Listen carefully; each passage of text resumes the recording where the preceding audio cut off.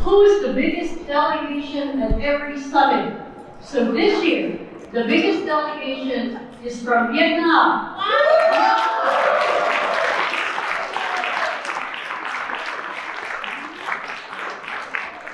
Organized by Irene.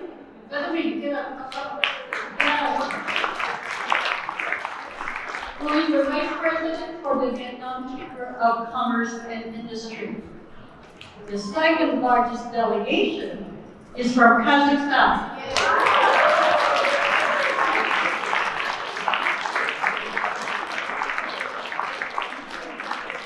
Thank you very much for being here.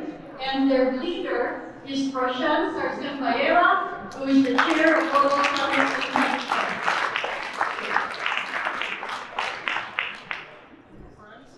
The third largest delegation is from France.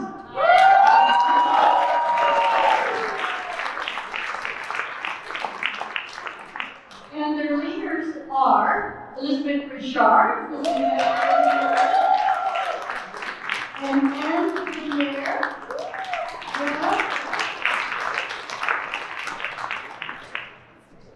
And the fourth largest delegation is from Mexico.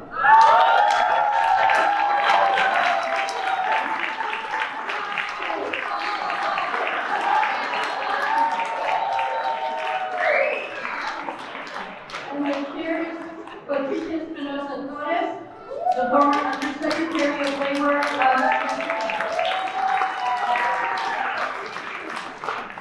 We also want to recognize United Arab Emirates.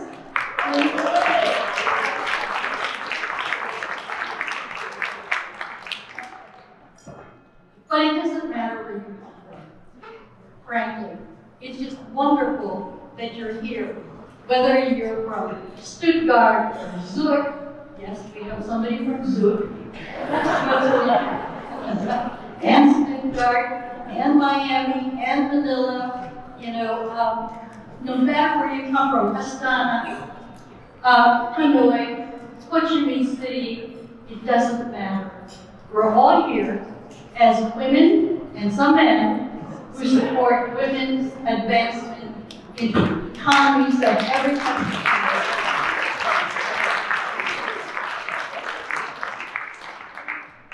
I spent so much time writing this and I can't read it. So let me just tell you, when the summit began 30 years ago, we had to mail brochures all over the world. It was, we mailed, we faxed, we used to get registrations both ways, and sometimes people would pay us through Western Union. Do you remember that? In the countries where people didn't trust the banks, they paid us through Western Union. And we did it. I mean, it was fine. And the summit was never small. It was always pretty large. But it was amazing to me how far was its reach. We didn't have a website. The internet was in its early stages 30 years ago. The only reason we were able to have a web presence was because IBM, Ms. Denise Evans,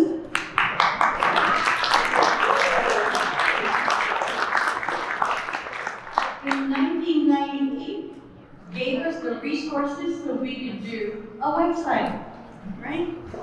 So at that time, it was so rudimentary. Well, the website now gets 12.7 million hits a year.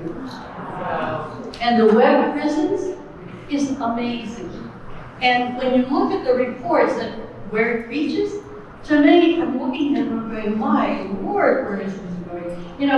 Different parts of the world. And that's what the summit is about. Whether it's through the internet or through the meetings that we convene, it's about coming together across borders, which is now so important, more than at any other time, because the doors are being shut down, whether it's because of trade or conflict or virus. I think the women, you in this room and outside this room, will be the key for us to understand global. Because all of those things begin with and end with global. You can't fight climate change if you're just going to think that the clouds stop at your borders. They don't. The virus doesn't stop at your borders, as we have discovered. Conflict goes across the borders. So, in order to address the big problems of our time, we as women need to be able to work together. What's wonderful about the summit is that women begin to understand the importance of global. What we do at every gathering is to only talk about what works, as I said in the video. We're not here to whine. We know what the problems are, so why spend time talking about that? Because it's the same thing that it was 30 years ago. So what we like to do is to see what solutions do you have. You remember Janet Yellen? She was the former chair of the Federal Reserve Bank, the immediate past chair. She gave a speech just before she was leaving that sort of startled a lot of people. She said, America's prosperity from the 1950s to the present had to do with women going to work. And everybody was startled because it's not the comment of the Fed chair. Usually all she talks about is tax increases. Not rates. Not taxes. Rate increases. So for her to say that was astounding. But really, it's just simple math. 2 earners make more than 1. And so the surge of women going into the workforce from the 1950s on raised each country's GDP, gross domestic product. It's not anything miraculous. It's really quite simple. And so what we want to do at the summit is to accelerate women's access to economic opportunities, not only for themselves or their families, but for the growth of countries, the growth of companies. This is what's called the business case that we spent the whole day talking about. And it is the business rationale for economic equity. There are now 73 studies that show that more women in senior management, more women on the boards, better financial performance of companies. So it seems quite simple. What company doesn't want to get rich? What country doesn't want to increase its GDP? The problem is we're not in charge. We are not yet in charge.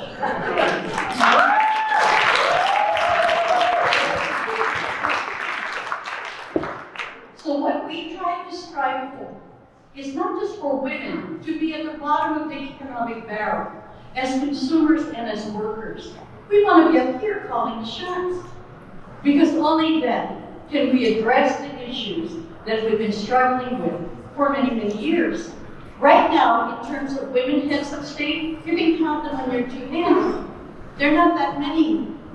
Women CEOs in the US, 4.5%. In Europe, even less. So that's not great. So what we try to do is to push for women to dream bigger. That's what we want. To dream big because we can and we are able to. So in every summit, not only do we present some solutions, we also present some inspiring people that we'd love for you to emulate. So with that, let me just say that the 30 years that I've been organizing this summit has been a labor of love. You know, I don't have to wake up in the morning and think of what I'm going to do when I grow up. No, it's really a gift. I don't have to figure it out. And it is work that I find very satisfying.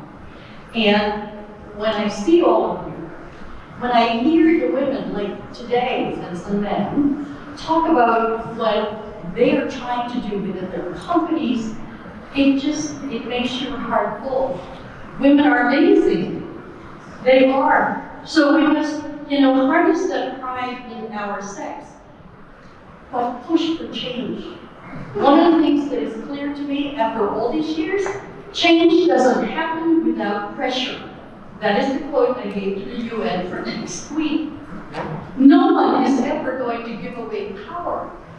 We have got to grab it for ourselves. Because if we don't, we will be left behind. So let me just close with this quote that I have used at many a summit. And it's from Lady Astor, who was the first woman to serve in the British House. I was about to say Stock Exchange. House of Commons. And she said, there is no point blaming the men. We made them.